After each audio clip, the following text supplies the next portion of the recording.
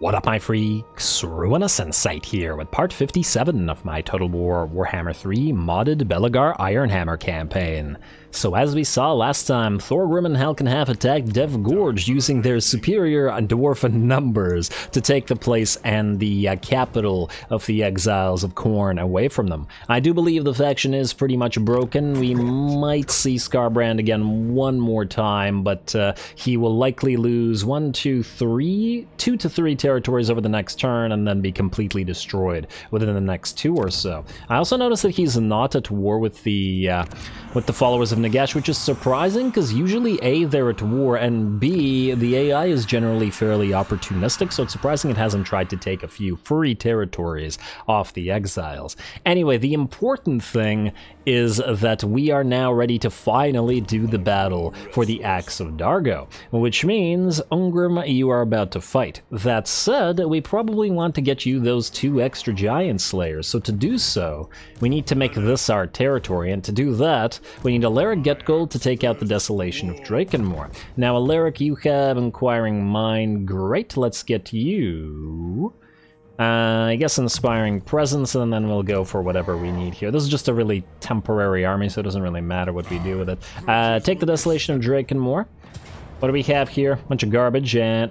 Really, it's gonna kill off a few... Okay, what do I don't care.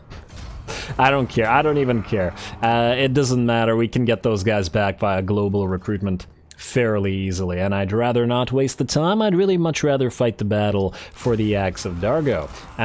Charmed Shield, did that go on you, by the way? No, you have Glittering Scales. Oh, Glittering Scales, eh? I wonder if we could put that on one of you guys. Anything that'll keep the Slayers just generally more alive. We'll also prepare for the battle in a number of ways.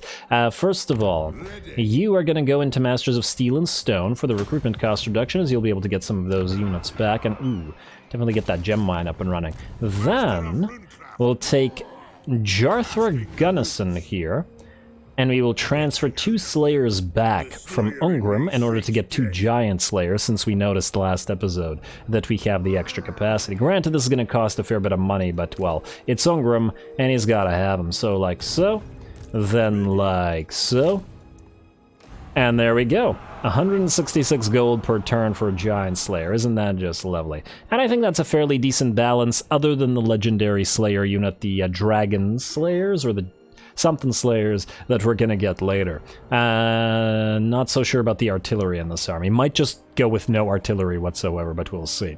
Then what we'll want to do is level you guys up. So you have Grimnir's Heirs maxed out, which is the main thing, so we could make you a stronger fighter. We could reduce vigor loss. These guys don't have perfect vigor. I am the Slayer King. Certainly a decent option, or we could start moving through this in order to try to move faster to Honored by Grimnir. It does offer us physical resistance after all, and at least some of the Slayers should reach it fairly soon. Although I guess at the cost of obstinacy. You know, considering it'll take some time to level them up, maybe we'll get obstinacy first, and then we'll go for the other thing after. Full plate armor, your armor is full plate enough for our purposes, I think, at this point. So yeah, obstinacy it is for the vigor for the Slayers. Then you, Garagrim, Sunny Boy. Let's see what we can get you here. Well, I guess there isn't anything that will currently buff our army, therefore I guess we'll just start buffing you. Just double checking if there's anything here that would be really, really useful for the army. Well, a good day to die isn't too bad at all, but we'll wait on it. What about this? Grimnir's Charge versus against the odds. So reduce speed, but a massive increase in melee defense. Ooh, I like that. I like that very much. In fact, then we're going to get Blade Shield on you and try to spec towards against the odds. Then, Mr. Runesmith. The 2 things that we need here. Wait, armor is increased. I wonder if you need to leave the army in order to use this. It's not going to be a lot of armor, but if we could go 1 in here...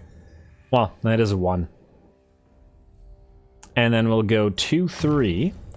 For the, yeah, Rune of Wrath and Ruin and Rune of Oath and Steel. Both of these would be useful. Did these guys gain any armor? Yes, indeed they did. 5 armor. Not a lot, mind you, but still better than nothing.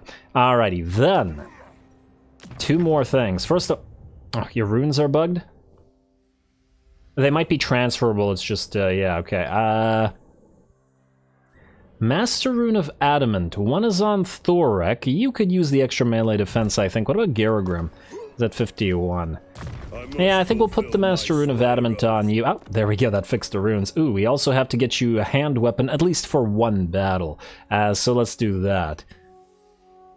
Giant Blade, weapon strength increase and bonus versus infantry? Sure, why not? It'll get replaced by the axe of Dargo immediately. Do we have a potion of healing accessible to us? We do not. 1 is on Thorek and 1 is on Belegar. Yeah, those are both fine. I guess he'll keep the potion of toughness for now. Unless we replace this with a rune-crafted thing. We also may want our few runes for your army. Maybe not a crazy amount. Weapon strength increase, a rune of Scaff Blackhammer. I do like that, but does it go on Angrund or does it go on Belegar? I'm not entirely sure. Armor. Ooh, Master Rune of Grommer. Oh, I was going to put this on Garagrim, but he already has one. Okay. And that's it for these. There's other character runes here, however. Let's see. Rune of Iron, even more armor. Oh, wait, can you get both of these? Give this guy the massive amount of armor? Yeah, we can. Very nice. Now he's got 85 armor up from 10 or 15 or whatever ridiculously small amount that he had before. I like that very much. And we'll give him some buffs afterward. He doesn't have Frenzy? Oh my. Now we currently have the Runes of Fury on our Ghosties. But Slayers without Fury, does that feel a little bit odd to you? It feels a little bit odd to me. Kind of tempted to give them the Runes of Fury. Both of them, I mean. Unless there's something that gives them an equivalent of Frenzy. But I don't think that there is. Really, do neither one of these guys have Frenzy? I'm kind of shocked. They're Slayers. Huh. Apparently not. Oh wow, the melee defense reduction that Ungrim suffers is quite a bit, so yeah, this is obviously the right pick. Alright, fine, I guess we'll give them both Runes of Fury from the Ghost. He's a little bit unfortunate, but I do think it's the right decision at the end of the day. They are unbreakable, so the immune to psychology doesn't do much for them, but to be fair, it also doesn't do anything for the Ghosties either. I just want to double check that nothing here unlocks Frenzy.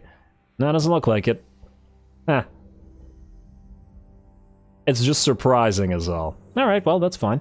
And that's... Oh, damn, I didn't mean to exit that screen. My bad, guys, my bad. We're just gonna prepare... I'm just a little bit worried about the quest, considering how difficult the... that one quest with the 50,000 trolls was.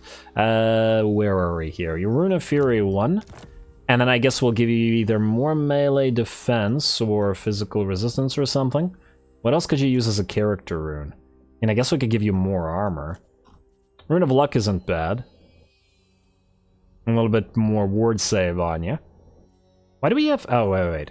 Thorgrim has one. Alara Get Gold. Okay, you don't need that. And Grimly Coral Seeker. Maybe he can keep it for now.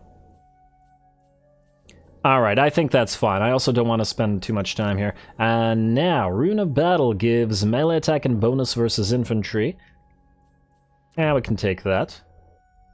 Rune of Sanctuary, physical resistance, definitely for the Slayers. Seems like the thing to have. Leadership is irrelevant for the Slayers. Master Rune of Valea, meh. Master Rune of Stromny, eh. Oh man, oh wow, we got a lot of new Runes of Dismay, damn. Gotta pop those to other units. Stoicism, bonus versus large. I guess if we really wanted to, we could pop a massive amount of extra large, anti-large on these guys. Ancestor Rune. I guess that sort of works. Unbreakable. They're already... The problem is that they're already unbreakable. Yeah, no, that doesn't work. Never mind. Ooh, Lichbone Pennant. You know what? We should have at least one unit of magical damage dealing Slayers, to be fair. And I believe that's it for the runes that need to go on you. Did I just see a free Archivist? No, that was a Gleaming Pennant. Alrighty, well that's fine then. Next up, Garagrim. Not gonna do too much with the with the Smith, but Gergrim does need his rune. So he currently has the Rune of Iron and the Master Rune of Gromril. Could use some melee defense, but I don't think we actually have a rune that will give that to him. Actually, the Rune of Spite might be decent on these guys. Cazador Dragonslayer has one, eh?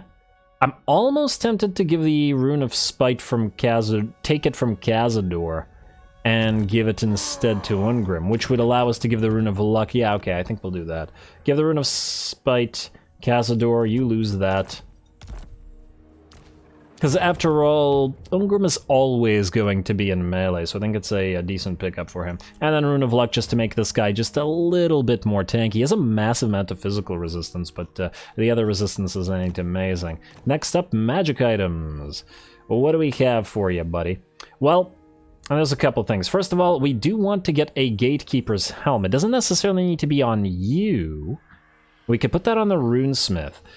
We have the Magnificent Armor of Boric Beetlebrow, which isn't too bad. It provides a decent amount of armor and melee resistance, and ward save.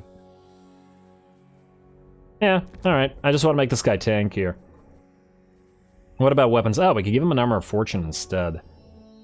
I'll figure it out. We have a ton of Armor of Fortunes. I've been saving them for Lords, but honestly, at this point, it's probably not even that necessary. We could give you a Helm of Discord instead, which reduces enemy melee attack and keeps the Slayer safer. Sword of Anti-Heroes. That's a pretty good pick here, because it'll give you magical attacks.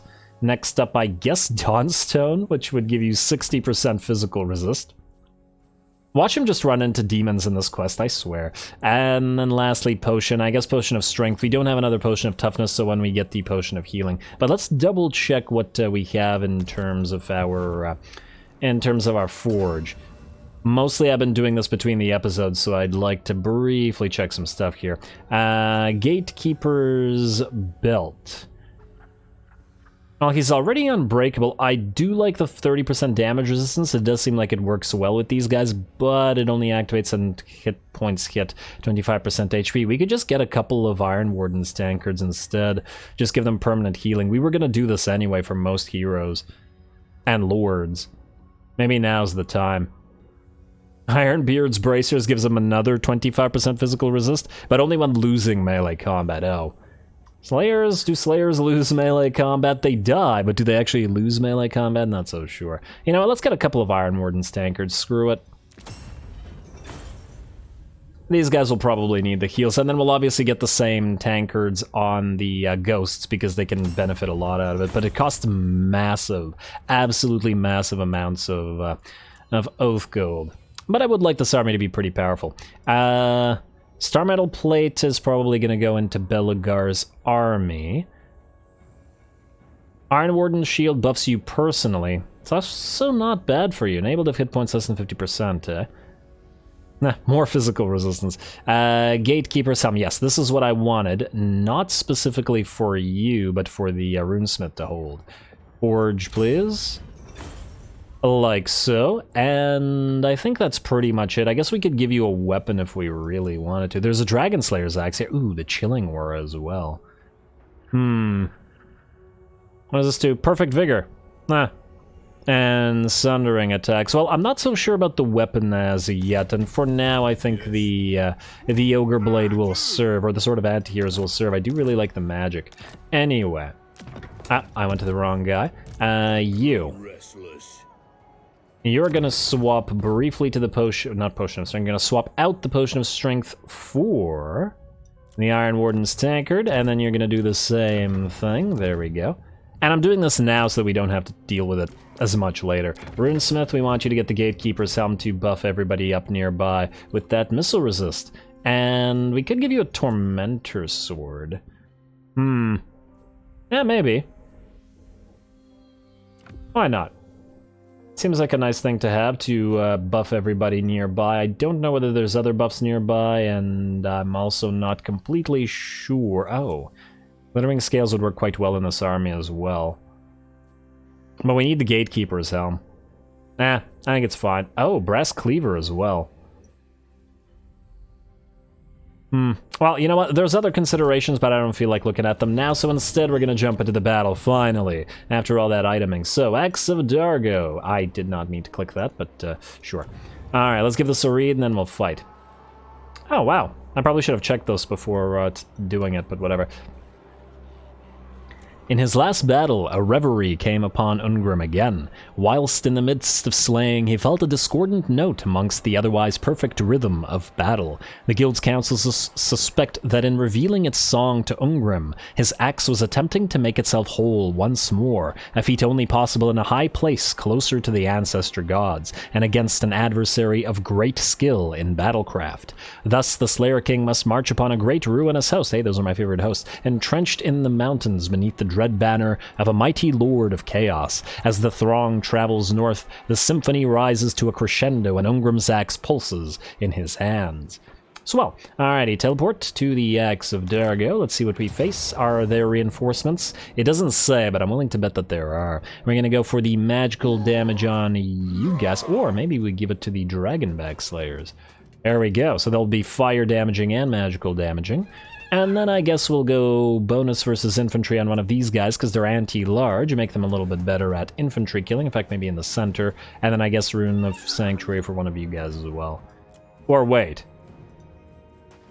We could put the Rune of Sanctuary with the physical resist on you, giving you 75% physical resistance. I know it's kind of silly, but I'm kind of tempted to do that. It's kind of ridiculous. And that's, wait, 90 armor, plus regeneration, plus 75% physical resistance. I'm not sure that anything short of a demon could actually hurt him anymore. Well, that's quite lovely. In fact, Garagrim now resists way more damage than Angrund does. But oh well. Yeah, we're gonna keep it that way, I like it. Oh. I was also thinking maybe we want to transfer the Lichbone Pendant to Angrund, but maybe the axe has magical damage. We shall see right now.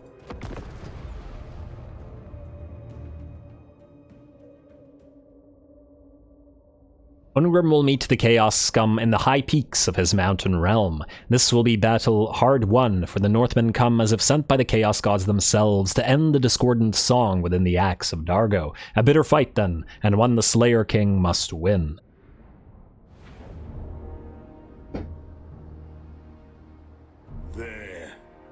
There across the way, the discordance, for the Axe of Dargo to sing again. For the runes to glow bright with power once more. We must destroy the foe before us. The chaos filth that dare cross our mountains. We do this in the name of Grimnir. For it will be a joy to spill the blood of Northmen. The enemy lord is a taint upon the world. Yet in fighting him, I shall make a thing of wondrous beauty. A perfect song of weaponcraft, in whose rhythm the axe of my ancestor shall find harmony anew. Slayers, I hear your howls of longing, desperate to be about this, to plunge your axes into the chaos scum before us. So, go, bring me victory, bring me death.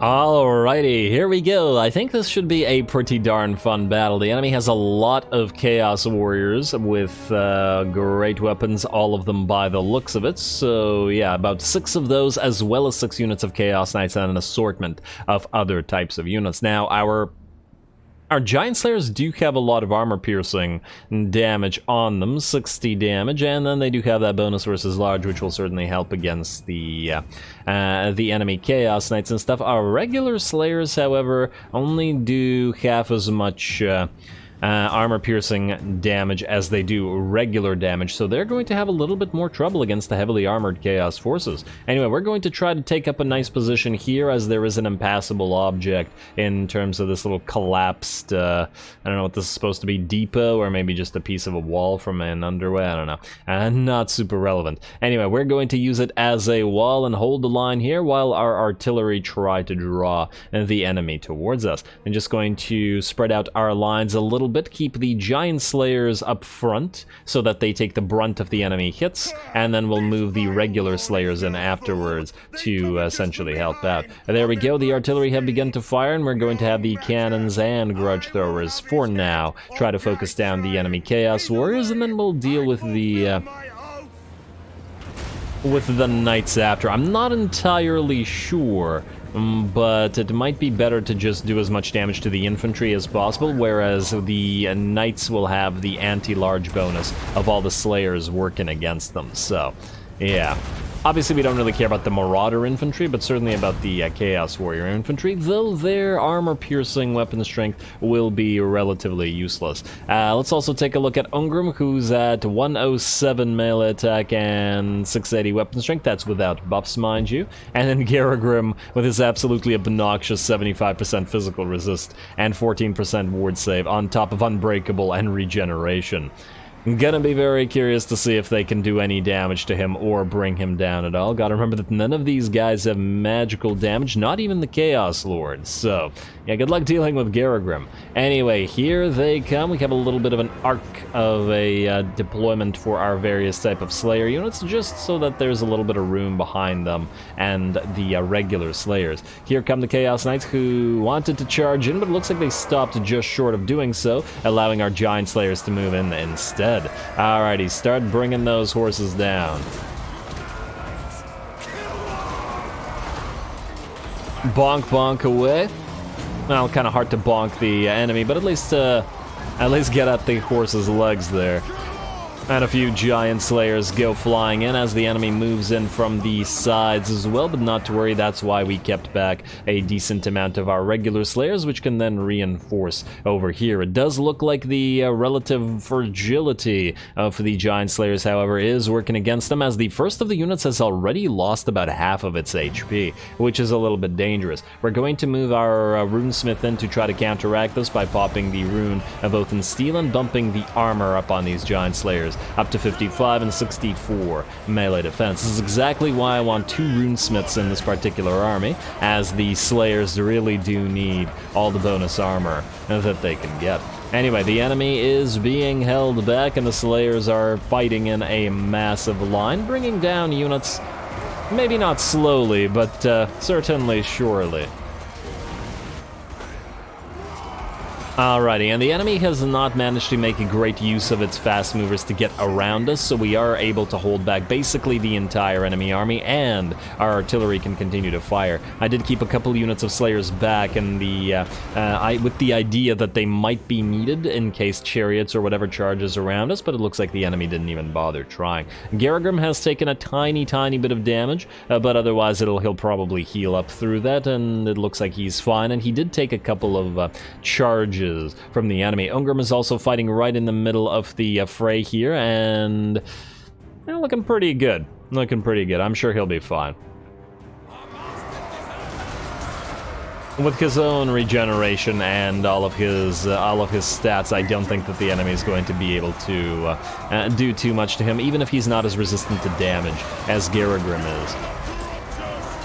Alrighty, here come those chariots and knights, but once again, that is a lot of Slayers for them to contend with, and the deeper they move into our formation, the more anti-large axes just start hacking away at them and their steeds. Bounce of power is at about, I want to say, 65 to 70% in our favor, and while the enemy does still outnumber us, we are certainly holding. Looks like the Dragonback Slayers, led by Garagrim, have managed to see off most of the enemy that was trying to attack him in the center line, and are now going to march forward but also peel away to help out the main forces. Ooh, gotta be careful with our own artillery shots though, and retarget so that we don't kill off more of our Slayers than the enemy does. Yeah, looks like the Dragonback Slayers are doing a pretty great job. They're all still alive here, and just out of curiosity, what do we have here? Giant Slayers, Dragonback Slayers, 68 kills and 24k damage. Extremely respectable. Cannon fire coming in. Okay, good. I thought that for a second these guys were actually firing at our own units. Just going to have them fire at a cav that is running away to make sure that it doesn't come back. Alrighty, looks like the rightmost flank and the center line of the enemy has collapsed, and by and large, it looks like most of the enemy units are running. A few Chaos Forces, or a few Chaos Knights rather, continue to fight, but probably not for much longer. I hear retreat horns, and I see Chaos Knights turning, and it looks like the Slayer Tide will take it once again. Ooh, is this a final charge from the Marauder Horsemen? No, they're just shattered. I guess they didn't know where to run. There were Slayers everywhere they looked, and the last of the Chaos spawn will be brought down, and the battle for the Axe of Dargo will end. Alrighty, I guess we did take some damage, but we could have taken way, way more. Looks like the Giant Slayer certainly pulled it off, and all managed to survive, which means, considering the healing bonuses we have, both through the heals that we get from Ungrum's buffs, as well as the quest reward healing, these guys will all heal to full in 1 or 2 turns. Beautiful.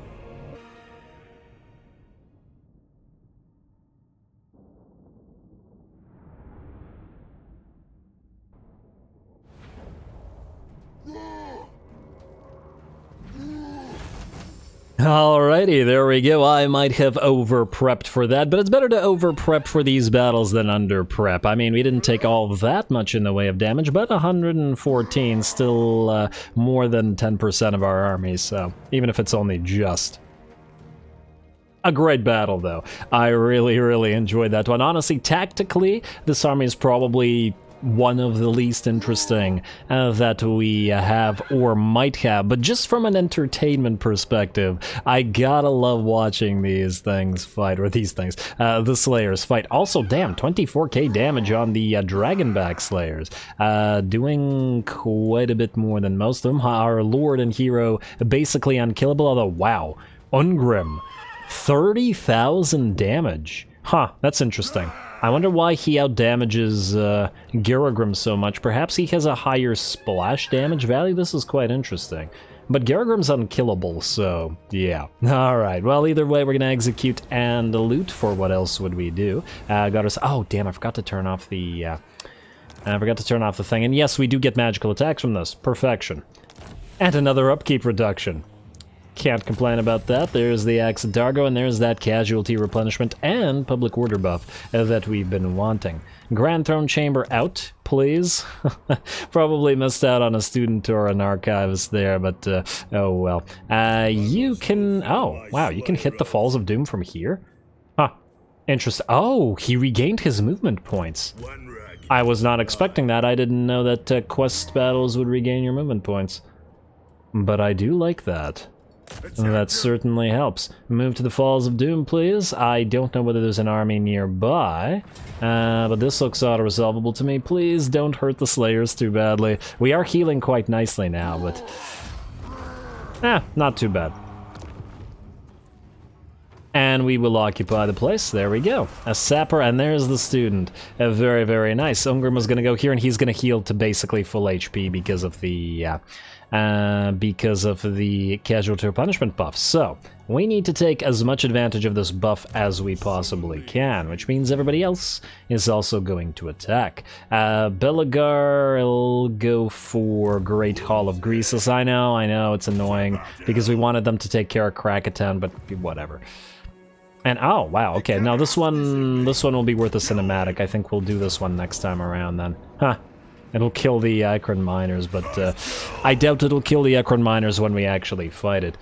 I do wonder how much of the strength of the Blue Roses is tied up in this armor. We also have to watch out for these guys sailing out to Ruin's End, which I have to remember to rename. Belegar, oh wait, not Belegar, Thorek, you're gonna go to Pig Barter here. Let's see if we can't assault the garrison a little bit, then apply some skill points, and then strike at this real quick. Might be auto-resolvable. Hey, success. Alright, that certainly helps. We got 1 point on ya. We could go for the Veteran Anvil Guard for the power-up. Damping, Rune of Slowness. We probably do want another point in, well, an actual point in the Rune of Oath and Steel. We also really do want to start moving through Tradition, through Tactician. for the missile strength buff for the Quarrelers, though to be fair, it also isn't that big of a buff, but hey, it combines with the buffs that we have. The Runic Talismans is fine, and I guess just go for Rune of Oath and Steel. Next up, you, also 1 level. But you do have a tier 3 Rune of Wrath and Ruin. I just gotta make sure that you have sharpened weapons, and you have sharp hardened armor, and you have also sharpened weapons. Oh. Alright, because we were going to replace the other guy with another, possibly Morgrim man. Alright, just got to make sure we do that, then we got to do another point in Rune of Wrath and Ruin. While it's great to get other runes, these are the highly damage-dealing ones. And you have a point where we can spend, elsewhere. Wait. Huh? I thought they could only get 1 of these skills, not 2. Really? Wait. I thought that these skills locked... Huh. That's odd. That's very odd. This guy can get both skills. Is he some sort of special unit, or is this just some sort of bug? Kind of interesting. Is he actually... Oh, but he might not actually be able to use both at the same time. Might not be possible. I don't know. I'm tempted to try, but what if it bugs out and then just doesn't do either thing? You know what? I'll test it myself. I'll test it myself just to figure out if it actually works. It would be nice. It would be very nice indeed. We will get here then, let's say, I don't know, another point in... Well, we do want to get Strike the Rune, so we'll get Rune of Negation for now, and that is it. The rest of you are going to go into... No stance, just go out to Pig Barter. Really too bad that they don't have a Trenches stance equivalent of the Empire, kind of surprising. And you're gonna lose your... It's just a Dwarf Warrior, though. Do we care enough about this? This is a weak army. We could fight it, but you know what? I think I'd rather make massive gains to our territories right now instead. So we're gonna occupy the place, and the Knights of Caledor will fall. No need, we've already defeated them many a time. And hey, there we go, an Archivist, very nice. And then... Too bad gunsmiths can't build engineers, but we can build engineers here. That's amazing. We were going to get engineers in this army. We can just do a couple temporary ones, but I think we'll mill through them anyway. Alright, you, in, and out. You. Ha! It's funny, we were going to replace the Dwarf Warriors with engineers, and this is what we got. Alrighty. Well, I don't think we're going to bother waiting for engineers with the Ancestral Blood of Morgrim. We're just going to put a couple of them in here. That's absolutely perfect.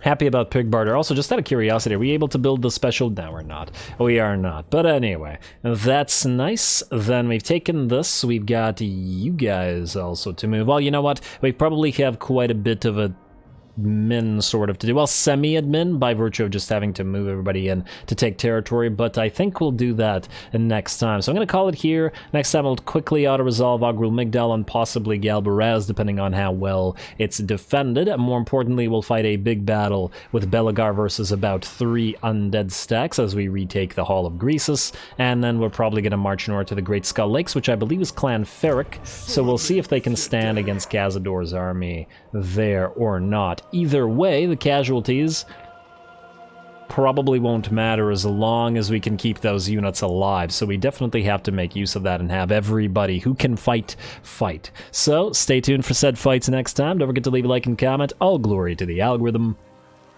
and thanks for watching.